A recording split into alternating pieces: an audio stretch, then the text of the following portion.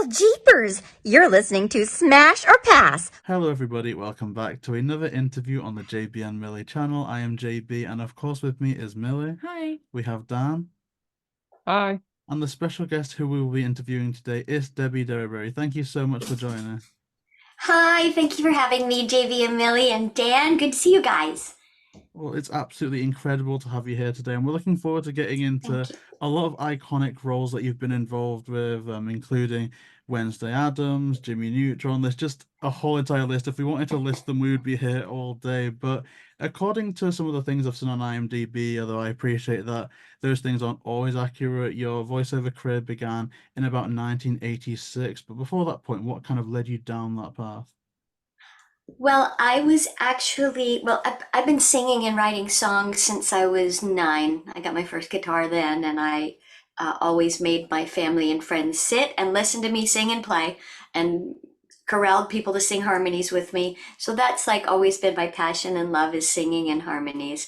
And so, of course, when I told Dad, he said, "No, you can't make a living doing that." So I went to UCLA to be a medical student. So I was a pre-med and graduated. And every chance I got, I was down in Westwood busking or in the stairwell writing more songs. So then I moved to Nashville and decided not to go to medical school and uh, wanted to get jobs singing, but the only jobs I got singing, I became a session singer for commercials, but only as a kid's voice. I couldn't get hired as a grown-up voice. So, um, so one thing led to another, and I did commercials and singing in Nashville, and ended up with a TV show for kids with a guy named Jim Varney called Hey Vern, It's Ernest. So I was in the Screen Actors Guild, and so I quit waiting tables and got divorced. Oh, I forgot to say I got married. Got divorced, moved back to California, moved back to Los Angeles, and signed with a voice agent. And I didn't even know anything about voiceover. Somebody just said, "Oh, you have a cool voice." So, all my acting training, I had been in theater growing up and always done shows and sang. So, voiceover was kind of not a stretch. And I started booking jobs within like 2 weeks, and that was over 30 years ago. So I just kept booking voiceover jobs. That's how I got started. And there's no roadmap, there's no game plan. Study and do what you want and see what doors open and just kind of run through them. And that's kind of what I did and ended up here. And now I know so much because I've been at the School of Hard Knocks forever. So I wrote a couple books on voiceover, and I'm still doing music, and still doing country music, kids music, and doing everything I love. Did that answer the question?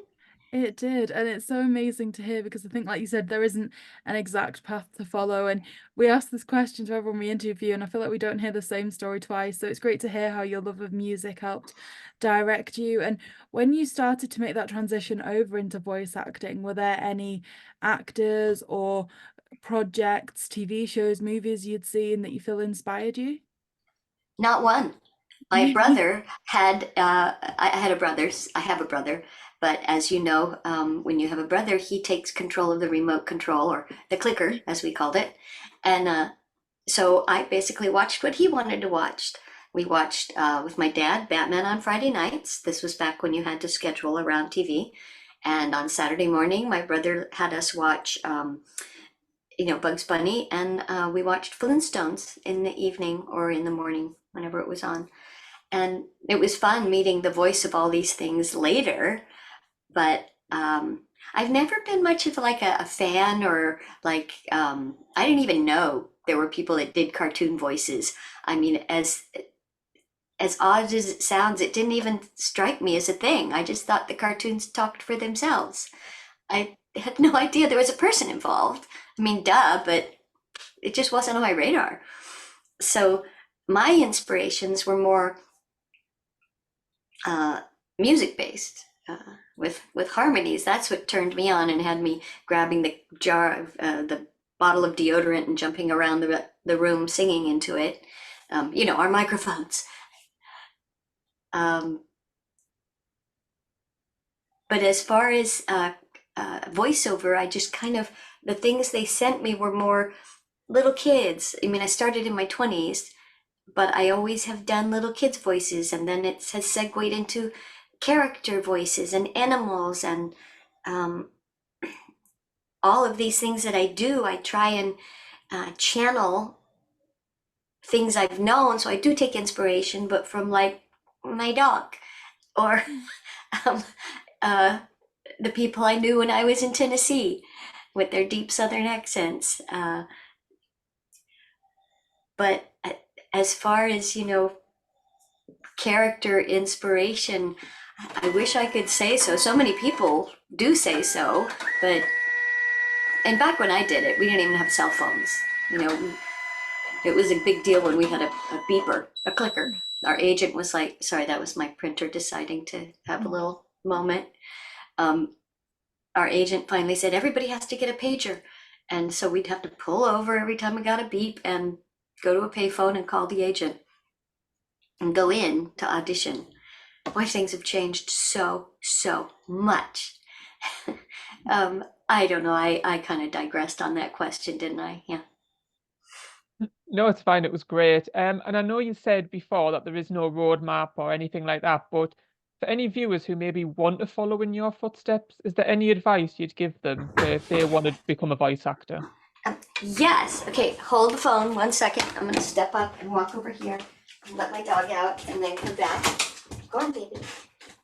Here you go. Okay, what is this here? Oh, it's the wrong book. Okay. Well, this is the wrong one, but I started getting asked to coach people and their kids, about 18 years ago, 17 years ago, something like that. So I finally decided to put it in a book, and this is the first edition. Don't get this one. There's a second edition. It's called Voiceover 101, How to Succeed as a Voice Actor. I would start reading this book. Go to Amazon, get it. Here, put the little words right there. They're going to be right here, you guys. But first and foremost, you should make sure it's what you really want to do, because it is a business. It is not glamorous. It is grunt, hard business. When I'm actually recording a job, that's super fun. But that takes about maybe 2 hours a month, actual paid work. The rest of the time, I'm pretty much sitting right where you see me right now. I have a booth right there that I go into and record, and I'm coaching people, auditioning. I probably have 5 to 10 auditions a day, so about 50 auditions a week. And so if you want to get started in voiceover, make sure you love it. Get my book, make a demo, get an agent, start auditioning, and meet people. Yes, you can live anywhere in the world and do it. But if you really want to meet people and network, which, as we all know, is the hallmark of all good business people, are networking. So to network, you kind of have to be where the people are. And for voiceover, for animation, it's here in Los Angeles. Well, specifically Burbank, North Hollywood. Like, everybody lives right here.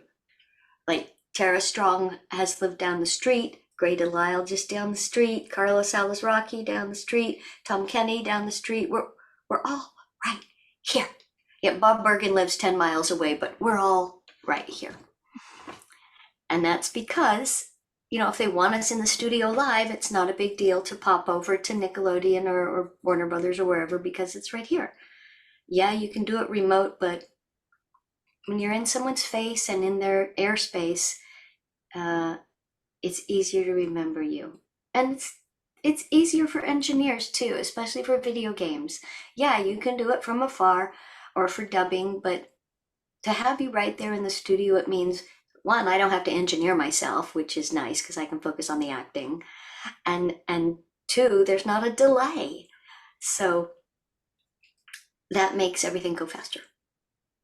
And that is absolutely amazing because we do know that a lot of the audience, for all we set this up thinking that we'd be attracting fans of various different types of properties, such as, Looney Tunes and Scooby Doo, there are so many people coming here looking to follow in those footsteps of, say, voiceover artists and directors. And so I'm going to leave the link to your book in the description down below, any links that I can find for it. So that is absolutely incredible. Like, I really do appreciate you offering that material up for purchase because it is just amazing to have that knowledge shared. So thank you so much for I that. just don't know how it happened. Well, it's on Amazon is where it is, and just make sure it's the second edition. The second edition. And I also coach privately, but like so many of us who have been in the business for a long time, like me and Rob Paulson and Bob Bergen, it's not necessarily cheap, but you get a big bang for your buck, like I've just been in it so long. I feel like I can save people a lot of the baloney because I don't blow smoke up anybody's booty. It's just, here's the facts. Here's how you do it. Can you do it? I don't know. How devoted are you? I feel like I have a lot to share because I've been doing it so long. Well, it's definitely good. They say that practice makes perfect, but I suppose also practice makes permanent as well, that you can be able to transfer that, which is absolutely amazing because there's just so many things that we can think about a lot of the recent stuff, but also a lot of the legacy things that you've done, which are just so nostalgic and have become so iconic over time, such as your role as Wednesday Addams in the 90s Yeah. series. Do you remember how that role came about? Well, sorry, I was just texting my husband who's British, and I figured it was time for a second cuppa. So I'm having. You can never Thank you, have enough darling. tea. Hi. Hello. That's my husband Ian, who's British, and so now I know you guys call it a cuppa. I asked for my second cuppa. I totally forgot where you were at. Oh, Wednesday Addams. How did it come about at Warner Brothers? Usually back in the day, then we would get a call to go to Hanna-Barbera, which is just down the street. At least it was. And you tell the guard you're here for your audition, and you go in and sign your name, and then you go in the booth, and Gordon Hunt directs you, and you lay down a few lines on it, and then you go home, and you forget about it. And I think for that one, I was shooting a commercial on camera on a golf course somewhere, and I got a page to call my agent. So I went at break to the payphone and put in my dime, and called my agent, and he said that I booked Wednesday Addams. And I was like, yay. And you never know when you book a show if it's going to have one episode, a whole season, 2 seasons, 3 seasons, a movie. You just never know. And so we had, I don't know how many episodes we had of that show, but it was a pretty star-studded show. I mean, getting to work with Carol Channing in every episode, and John Astin, Rip Taylor, and then all my friends, Jim Cummings and Jeannie Elias and Rob Paulson. We were all together for the table reads, and then we'd pop over into the booth and record them. And it just went pretty quickly, and this was back in the day, when it was really fun and you could all go in the studio together. And Carol would always have her thermos of hot water, and she'd make tea. And Jim always had his drumstick, because Jim always records with a drumstick. And Rob was always cracking jokes, because that's what he does. Oh, and there was a little guy named Dick Beals who played the neighbor. And he was a man my height, which is 4'10", or maybe a little shorter. And yay, second cuppa. Thank you, honey. It's hot. Okay, thank you. Yeah, those were really fun sessions. I have a picture. I don't know if you can see. Let me see if I can. Is that Carol? Right? There's Carol Channing. Oh, yeah. Right there. Can you see me and Carol right there? Yeah, And then that's there's wonderful. me and Pugsley. They gave us cells right there. I can't get my finger go the right way. And then up there Oh, is a wow. picture of the whole cast, Oh, Lurch and Nancy Lenari and all the cast. And we're I go the right way. How do I do that? Like that? Anyway, everybody signed my cell and it's up there. So that's my wall of fame, shame. It's just so incredible to see those things. They're just amazing because to me, the voices, the designs of that era of the Addams Family is such a definitive look on things. And I think the Addams Family, it may be one of the most one of the things that have quite a lot of iterations to them, and of course you said before Right? that you didn't necessarily look towards other people when it comes to forming characters or your career, but was there ever a part of you when booking that role that thought you would check out what was done by, say, Lisa Loring in the old show, or was it just a fresh set of eyes for you at that time? Oh, well, of course, I grew up watching the Addams Family, so I knew what she did. Um, but there are, so I just gave it less, which is difficult in front of the mic to do nothing, like to just bring it down to nothing and not have a lot of emotion at all or volume. Mm. So it might have been challenging for the engineer. So normally my natural resting personality is a little more frenetic and high and so interestingly, I don't know if it was before the Addams Family or after the Addams Family, but I did a show with Howie Mandel called Bobby's World, and I think it was after the Addams Family, but I played a character named Jackie, Bobby's friend, and her whole thing was nothing. Like her voice was here and she had to show no emotion. I called her my Valium girl. Not that I've ever been on Valium, but that's what I imagine it would sound like. And the director was always Jenny McSwain, who's like my favorite animation director, would say, less. No, too much. Less, less. And I'd end up like eating the microphone, like right here, until I could actually, like when you're singing a low ballad or something and your lips are scraping the screen to get that low sound picked up, because my high timbre is the one that picks up, and my low voice doesn't always transfer on the microphone as easily. So when I'm in a low voice, I usually up my gain. So I would always hearken back to Wednesday Addams in that giving it hardly anything. Here's something interesting. Let me grab this. So at the same time I was doing this show, Bobby's World, with Howie Mandel at a studio here in Burbank called Studiopolis.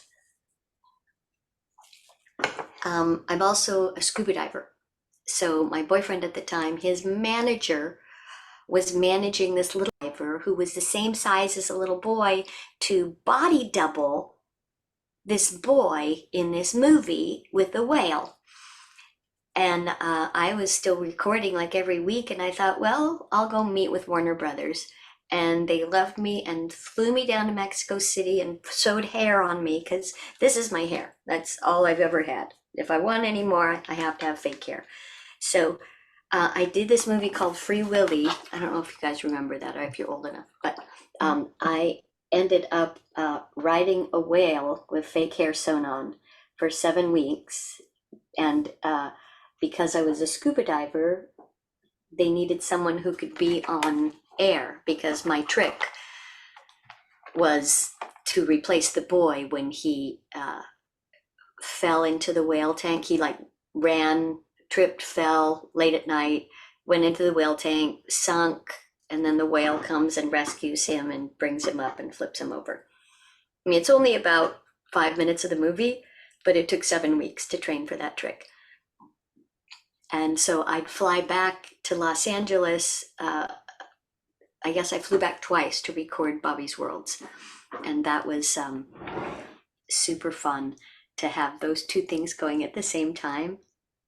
And like I said before, you never know what you're doing, if it's going to be big or small. How did I know Free Willy was going to be this, like, not only part one of 3 movies, but a huge worldwide campaign to never have whales in captivity and to stop mammals in captivity and to free them and to not corral these huge, wonderful beasts into tiny chlorine-filled swimming pools. So that to me kind of launched my whole, and I had been doing some animal rescue, but that all tied in, and I've done animal rescue, like consulting now. I don't do so much hands-on anymore, but I really speak my mind now when it comes to that sort of thing. So I don't know what the question was, but yeah, you were talking about Wednesday Addams and other things that made me find her voice. Well, I did use her voice in Bobby's World after we found the one for Wednesday, which of course I already had watched the Addams Family, so I knew what it was. But a lot of cartoons, you have to make up your own characters, and that's part of voiceover and part of voice acting also. And I talk a lot about that in my book, how to come up with characters. And I've sort of, I'm really like, I'm kind of cut and dry. I'm not more like the acting teacher. I expect my people that I coach to already have their acting training, but I show people tangible hands-on ways of finding those characters in your face, in your body, and how to do it. There, I'll stop talking now. No, sorry. I was going to say, it certainly sounds like the time that you spent, you know, in the Addams Family was certainly around that great era of voice acting when everyone was going to be in the booth together and things like that. And that was actually what my next question was going to be. And I think, like you said, you have worked on some incredible franchises, things that, like you say, you don't always know what success they're going to have, but they really do go on. And, you know, the Addams Family now has had a great resurgence with Wednesday. Do you sometimes stay up to date with the franchises that you've been a part of, and have you seen the new Wednesday show? Great question. Well, I have seen the new Wednesday show after someone told me I should watch it, and we were sucked in. I thought it was fabulous. Can't wait to see the next season. I haven't seen it yet. It's out though, right? The next season, is I don't it? think so. think so. No, I So- don't No, think not it's given us a date, but Okay, well, we're looking forward to it. Mm. And so I have followed that franchise, and as far as why and how I follow it, it's useful with, I do convention circuits sometimes, where you go to a pop culture convention like a Comic-Con or a MegaCon, and you know, the fans like to know the history and who has done these characters, like Crash Bandicoots, this video game I did where I was one of the best, Coco Bandicoot, his sister. But as far as actually, I don't know if there are any other franchises. I guess Jumanji, I had seen the movie, and then when I auditioned for it, I knew what Judy sounded like, but it wasn't my goal to copy her voice. It was more to feel the character and have that personality come to life with what my voice could bring.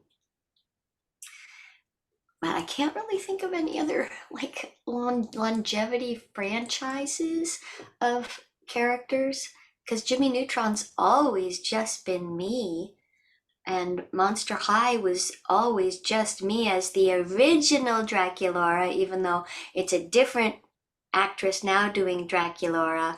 Did I say that?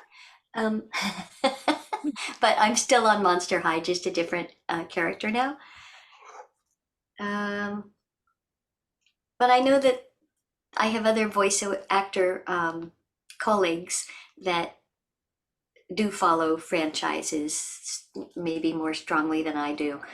I've never really been like a fan collecting kind of pay attention gal. I'm sort of self-involved.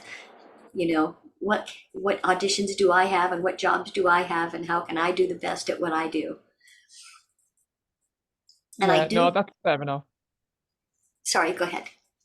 Yeah, I was just going to say on the topic, obviously, I know you said you did watch the new Wednesday, and obviously nostalgia's a big thing now, and I know Christina Ricci, who played Wednesday, was on the new show. Would a cameo from you be of any interest?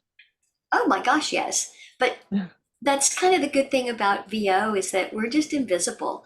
Nobody knows what we look like, but I would think if I was a producer on that show, are you listening? You should put Debi Derryberry on that show just for the fans. Wouldn't that be a fun idea? Nice idea, Dan. Good one. Yeah, put that out there. That would be fun.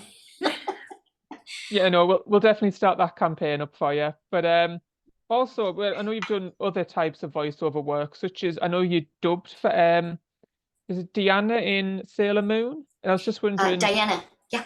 Diana, yeah. And what are some of the differences between a normal voice recording and a dub? Is there any differences when it comes to that? Yeah, it's a different set of skills.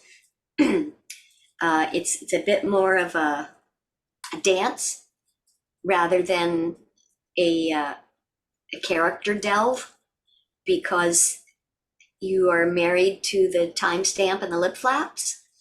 So when you go in to do a dub, one, it pays about 8% compared to what a prelay animation would pay. It's the worst paying job in voiceover, but for the session. But because there's so many anime fans, you can kind of make up for it on the back end, because conventions and the fans are, I would say, the best fans in the world. Anime fans, they're darling and so loyal and lovely and loving. But the skill sets, because when I go in to do a prelay cartoon, like when we do Jimmy Neutron or any of these cartoons where you do the voice first, you see the line and you have freedom to play with that line, to add some pre-life, to add some giggles and some, tail buttons and improv.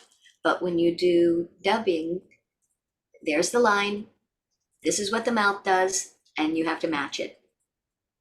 So it's more like looking at the line, memorizing it in short bursts, because you have to be watching the picture while you're talking. And I'm used to watching the words while I'm talking. But you memorize the words, you look up, and you hear the 3 beeps, and on the 4th beep, you're in. And you get a few takes, and yeah, the engineer, if they're awesome, like the Sailor Moon engineer, she's so great. And she is like this Pro Tools god and will massage things and move it around. A lot of anime now, they are certainly able to actually massage the mouth so that you don't have to be as spot on. And it's a solo gig. You don't get anybody else in the room with you. These days, yeah, we don't do group records, but sometimes there's 1 or 2 people doing it together. Not a lot of people, and you have to feel comfortable that they're not going to spew COVID germs all over you. But it's mostly solo now, but it's always solo in anime, in dubbing. And I say this in my book, but you have to have your right spectacles, because you never know if it's going to be a paper script, which is right here, or a digital iPad, which might be on a stand, or on the monitor, which is across the room. So you have to make sure you have the right eyewear to see these different distances. And I was like legally blind by the 1st grade. So I wore glasses to correct it. And then as you get older and you lose your depth vision, you get different glasses. So that's another thing that's different about dubbing, is your distance and your acting, and you have to have this dance with the engineer where dances with the beats, the four beats. And it's very similar. Anime dubbing is similar to looping a film in a big sound stage, and you put in the extra voices, which is what we did in Toy Story. And all the Pixar films that I've been in, I've been looped a lot of animated films and other films, live action too. But you stand there in front of this big screen and you see what's happening, and usually the animation's done, so you have to match it. Like the aliens in this like a, I don't know if you remember, it's like a bubblegum machine, like a big candy ball machine, and there's a bunch of aliens in there, and then this claw comes down, and there were just a few of us going, and the director, John Lasseter at the time, was like, just say, pick me, say the claw. And so all of us went, pick me, the claw, the claw. And everybody did it, but you never know which take the engineer is going to grab and stick in the film. So it's always a surprise when you're in the movie theater and you say, oh, I guess they took my take on that. Like in Minions 2, The Rise of Gru.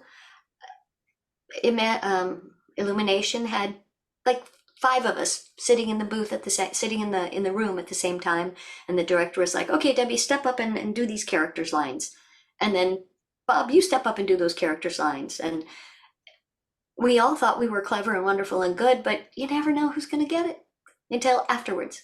But in anime, because they cast you. So that's the difference. Is God, I go on, don't I? If I didn't know it's so just much, I wouldn't talk so much. fascinating to hear about all this, and like genuinely, we could listen to you for hours talking about all these things, because I think anime definitely does hit a sweet spot. Like I remember we interviewed Bob Bergen over a year ago now, but when it got to the section where we were asking him about Spirited Away, I just was on another planet with all that stuff. I was just like, oh my gosh, stop it! I'm gonna end up crying on the Zoom call. So it just hit this Oh, really sweet spot that I can see what why did we do? it's popular with Did he conventions. just did he dub on that? Did he loop on that with me? I think we On did that Spirited together. Away, he was it was the voice of the frog character who then became the voice of No Face. So that was like a Okay. dubbed of that version of the character. Because most of the films that I looped, Bobby was in the session with me. I mean, I go back with him 30 years. We've looped everything together.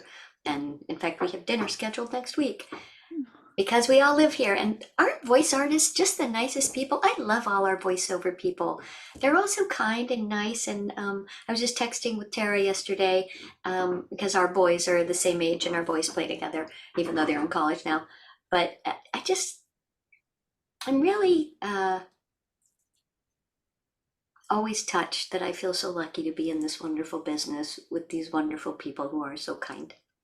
That's one of the great things about interviewing so many voiceover artists, because like every type of installment, if you like, of like different interviews we've done, there's never been one where someone hasn't mentioned someone else, and it just seems like such a great community that isn't afraid to compliment the other one or lift someone up. It's just absolutely fantastic to get that vibe from you as well. It's perfect. Yeah, and it's not really backstabbing at all. Like my girlfriend Caitlin, I was auditioning for a role, and I thought, and I had coached this girl anyway in my home studio and classes, and I really wanted this part, but I thought, you know who could do this? Caitlin could do this. So I called up Caitlin. I'm like, did you get this audition? She said, no. I said, tell your agent you need this audition. And so she called him and they didn't give it to her. And I'm like, call again. You need this audition. And so she finally got it. And I knew she could knock it out of the park, which she did. And she booked it. And this was years ago. And you probably know Caitlin Robrecht. She's the new voice of Minnie Mouse. Many, I mean, no. I mean, she's amazing, and I've known she was amazing, but I knew that she would do justice to this role. Yeah, I wanted it, but it was her voice. I could tell she could do it. And I've done that many times where I've texted the friend and said, there's this audition. Did you get it? Because I really think you should audition for it. Oh, and if anybody from the union is listening, I never did that. I never did that. Oh no, we'll have to fight them off. But I mean, it's like you say, there's just so much of the unexpected as well, where things that, you've spoken to people that have done stuff and they expected it to be this massive thing, and then it didn't really take off. And then someone just did something that they thought was going to be a bit of a flop, and it ended up blowing up into the stratosphere. And something Right? that I'm not even confident in asking you about because you may not remember, but it's something that has gone on to be completely crazy, is your voice as the rainbow from the Five Nights at Freddy's I game. knew you were going to say that. I Yeah, knew you were going to say that. because that has become like iconic to the point where there was even an Easter egg of that character in the motion picture. And yeah, I remember that. Yeah. No, she's so mean and she's so awful. And I don't know, it was just one of these little auditions that passed by or something. And I was like, okay, what the heck? And then I'm like, what? Somebody saw that? Somebody remembered that? Yeah, it was very small, very quick, and now has been kind of iconic. And I actually put it on my, you know how we have these pictures with all our characters around our face that we sign. I put Chica's Magic Rainbow on there. Yeah, that was one of those. Yeah, That's it just, is. and the same with Diana, Sailor Moon's Diana. That was just a little bitty thing, or the Toy Story alien, or God, there's so many of those. I did this ride at Disney World, Florida, which is like when you're really hot walking around Florida in August and you got to sit down in an air conditioned room. You go into this ride called Carousel of Progress. And you sit down and they have like this robotic sort of stage show of a family through the generations, through the years. And they cast me as the daughter's voice. And this was 30 years ago. And the ride is still going. And it's called the longest running stage show in the history of theater, or at least Disney. And so Disney calls me last year, the year before, and they're like, we want to update the show, come in and do a few changes on your character from 30 years ago. So I updated the ride, and it's just one of those things you never really know. Like, oh, here's another one that was like that. In the Toy Story movie, there's this scene where Buzz Lightyear is at Pizza Planet and they're like hiding under the cars, and that's the scene, that's the focus. But in the background, you hear, Waldman Party of Six, your pizza's ready. Well, Pizza Planet, that thing in the back, we all tried it, but that I was the one they picked for it. So it was about 25 years after that. My looping coordinator had mentioned that was me. So they called my agent and they were like, we want Debbie to come back and do that Pizza Planet voice for the Pizza Planet ride that we're doing at Disneyland. So I'm like, how do they remember that? How do they know? So it was, an audition basically 25 years before for the Pizza Planet ride 25 years later, which is just crazy to me that it's just a little thing. When things have gone on for so long, I mean, there's some elements and some franchises that every person that you talk to, they've got a story or experience with that particular franchise or that particular show, especially one that's been updated for quite a while. And there's other things, as you can tell by the background, we are quite good fans of Scooby Doo over here, and he did play some characters on the Be Cool Scooby Doo show. How Yeah. familiar were you with Scooby Doo, and is that a show that's kind of been in the background for you at all? That was one of the shows that I watched when I was a kid. I think Scooby Doo, and there was one called Gem, Gem. Gem is truly outrageous, truly, truly, truly outrageous. That was a really fun show. But I remember Scooby Doo, watching that a lot, and watching Gem, kind of an after school thing. So I knew what it was, but I can't, again, I don't fan, so I don't know. I just watched the show. And I never was part of the current show. Any of the main characters. But Colette did call me in to do a couple of episodes. I think one time, I did a little boy, and I don't know what other character I did, but they're quick. I mean, we did it at Salami Studios down the street. So the agent called and said, you have a gig over at Salami for Scooby Doo. So you go in, you see your lines, you do it, you're done. 20 minutes later, you go home. And then 6 months later, it's on TV and your names are on the credit, and fans of the show are like, oh, you're in Scooby Doo. And I'm like, I guess I am. I don't really remember. But if I watch it, then I'll say, yes, that's my voice. And it warms my heart that I get to be a part of something that fans love so much. but I don't really remember which episodes always is in. I seem to remember something Christmassy. Maybe that was Barbie. You guys, there's so many. There's just so many. It's like a blur, really, this last 30 years. I just can't remember all the sessions and the iterations and the story arcs and the different shows over time. Thank God for IMDb, right? A little bit, yeah. I mean, is there, I guess, because that version of Scooby Doo is seen as one of the kind of one of the funniest ones, one of the most humorous ones. Is there a particular genre that stands out to you as one that you've really enjoyed doing?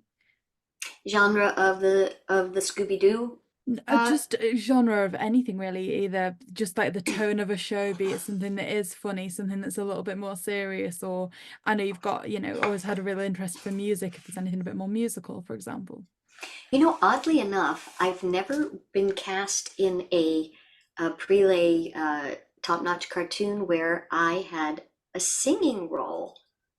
I wished I had, but now I'm doing so much kids music. I mean, okay, hold on, I'm going to my little special shelf again to show you things.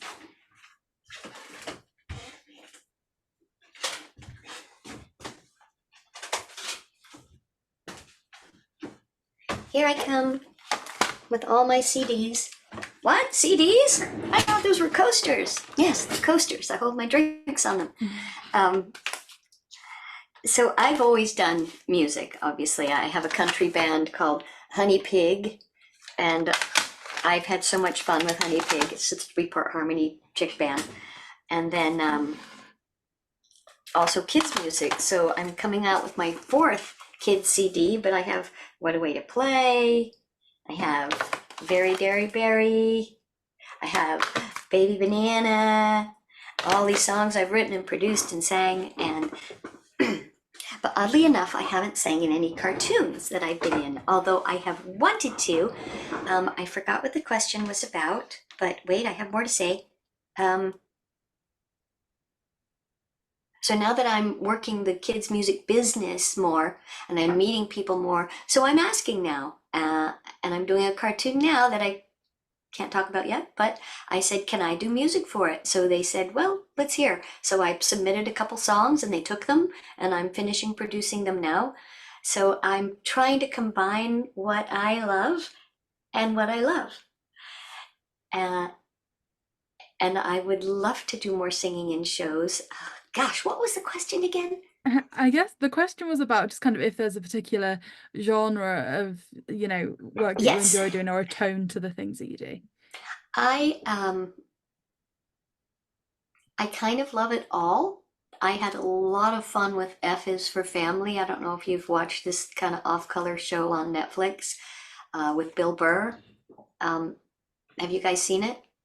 I've seen it No. on, but I've not Okay. watched an episode. You need to watch every single episode, all 5 seasons, because it is hilarious and it's so raunchy, nutty. Are you easily offended? Because if you are, don't No. watch it. I mean, we And grew up if- with like those old classic British TV shows like Fawlty Towers, so I think like we've kind of built up an immune system to all that. Okay.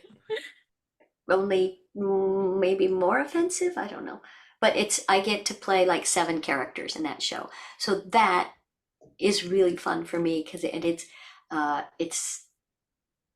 I play this one character and she is 10 years old and she has a sideways lisp and she says cuss words, a lot of really bad cuss words. Her name's Bridget. She comes out in season 2, but super fun, that genre of kind of naughtiness. I actually really love young preschool shows as well. The tone is usually sort of slower and in your face, a little more clear, so the preschooler can take it all in. It is more enjoyable for me, whatever the genre is, if I can really land on a character and stay in that character for many episodes and seasons, because it really gives the whole soup a chance to sort of ferment and get its flavor, and you get your character. There are things I steer away from like a just things and things that I kind of like more silly, more I do like educational. I've turned down very few things in my career, but are some things that I'm not going to go there. So I don't know. I just love what I do, so I don't really care what the genre is. Sorry, I just like it all. I mean, I think there's something that you were touching on there that I think definitely is something that I want to ask about. As you're saying, you like, when you get to be with a character for a little longer, they get more time to, like you say, establish themselves. And an iconic role is Jimmy Neutron. So do you remember how that came about? Well, I remember the auditions were over at Bell Sound in Hollywood, which, it takes 40 minutes to get there, even though it's 7 miles away because it's LA. And this was back in the day. So we drive there, sign your name on the piece of paper that you showed up, go in and do the read, and leave. Well, I saw all the names who were also auditioning, voice names like, Pammy Adlin, well, Pammy Siegel at the time, Nancy Cartwright, E.G. Dilly, everybody was auditioning for it. And those girls all had this like textury kind of voice with like this little gravel in it. And I don't do gravel because my voice is a little more clear. So I just was like, this was the first little boy role I had auditioned for. It was very uncomfortable for me because I only auditioned and did little girls' voices. So I did my best, and I was very surprised when they said you booked this. And, it was just an interstitial. They're like, this is just Johnny Quasar, a little interstitial, like The Simpsons started out as these little 3-minute blips in the Tracy Ullman show. And so you never think about it.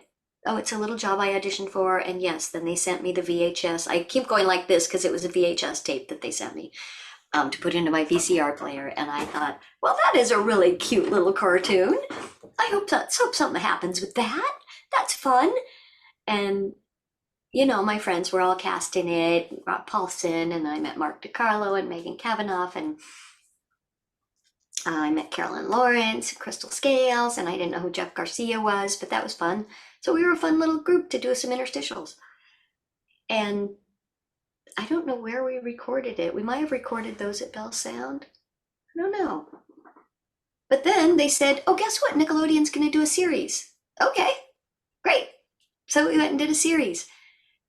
In the first season, first they said, guess what? We're going to do a movie. And so that was fun. And we did that over at, that place on Ventura Cahuenga. What's it called? Not West LA Music. Anyway, that's when, voice artists, you just wait in the waiting room for your turn to go in. And so it was fun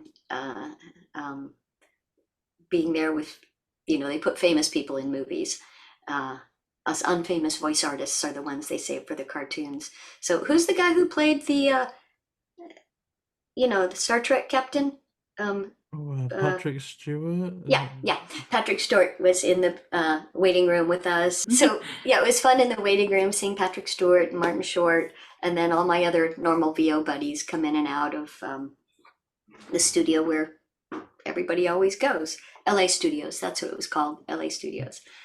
And it was just, as far as I'm concerned, I think of studios by how are the snacks. And LA Studios always had really great snacks, a great coffee machine and a freezer full of like ice creams, and they had cookies in different canisters. And like Salami Studios always has a huge spread, like with crudité and dips, and they'll make you toast and yummy things.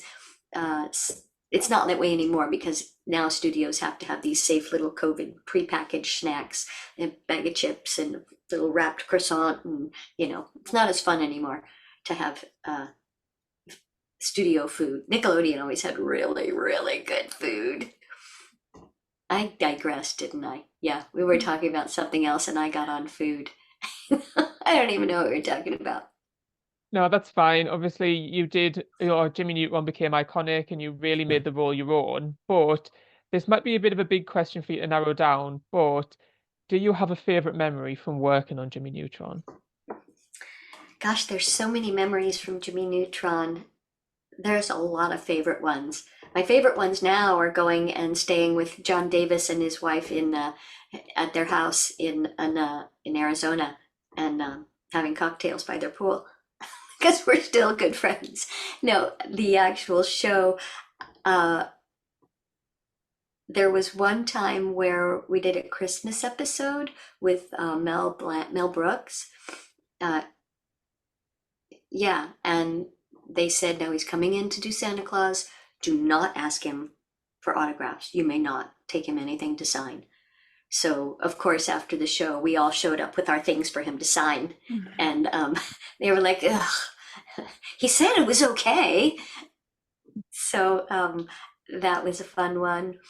I remember one time I had ingrown toenail and it hurt really bad, and they gave me a pain pill, like a prescription pain pill, and I was kind of like, and then I was in there trying to record Jimmy Neutron, and it was so hard to focus. I think I ended up having to re-record that episode because I was so bleary from the pain medicine from my toe. I had my toe propped up on like a stool.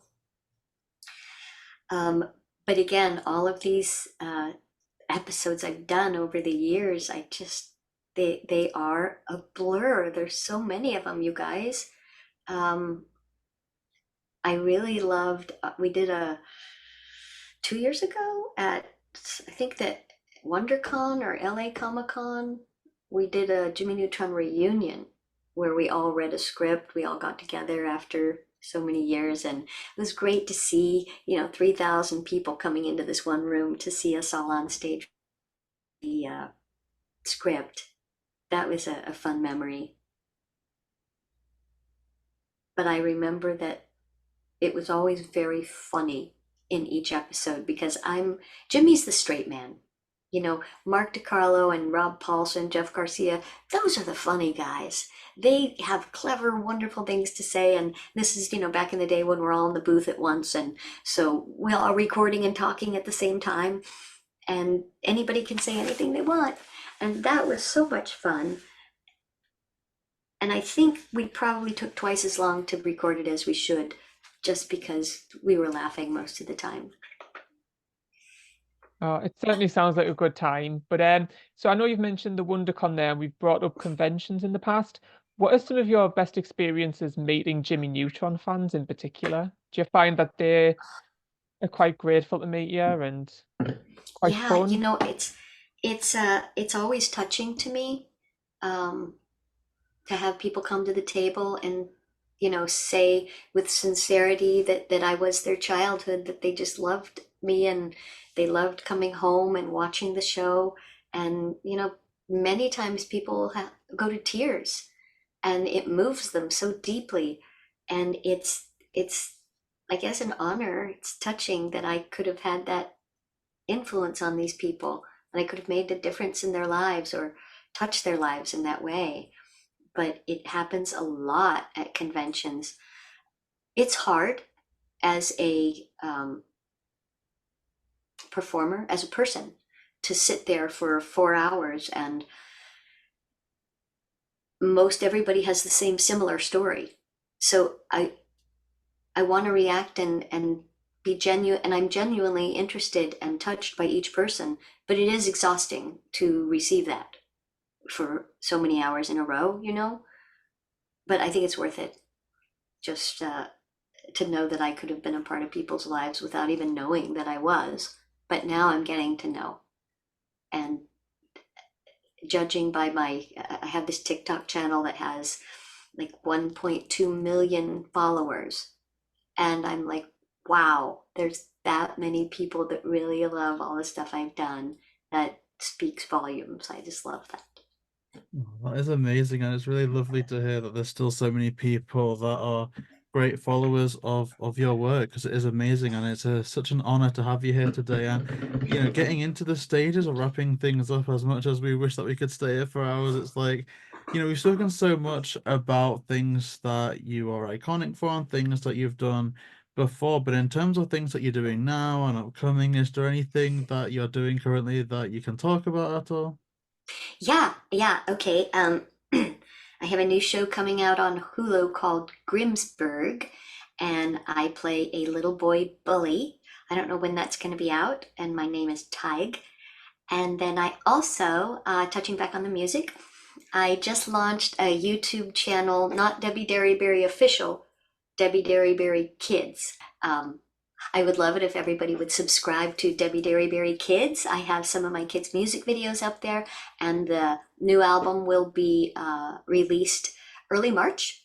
And it is an eco sustainability called Gotta Go Green with a lot of really great recycling songs. And it's my heart, it's my love. So please go to my YouTube channel and like the videos, Debi Derryberry Kids. And what else do I have coming up that I can tell you about? Oh, yes, I can tell you, finally, after years, there's a game called Grand Blue, and that is a pretty decent sized game. And I have a new character called Maglielle, and I'm really excited that she's finally out. She's a playable character, and her character's super cute. And I will be having I just put her on my headshots, so this will be the first time that people see her, play her, and get to have an autograph from Maglielle. Those are the ones that came out that I can talk about. And of course, as always, NDAs all over the place, that things that I want to tell you that I can't.